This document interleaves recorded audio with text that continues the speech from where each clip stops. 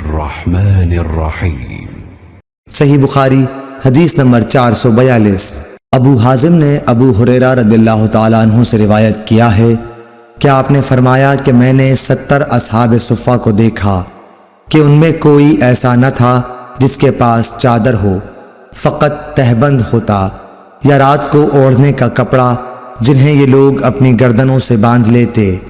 ये कपड़े किसी के आधी पिंडली तक आते और किसी के टखनों तक।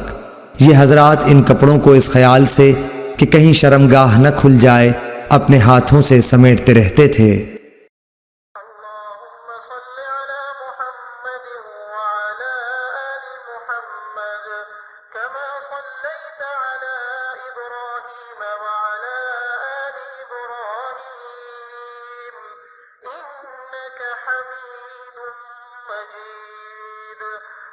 اللهم बारिक अला मुहम्मद व अला आलि मुहम्मद कमा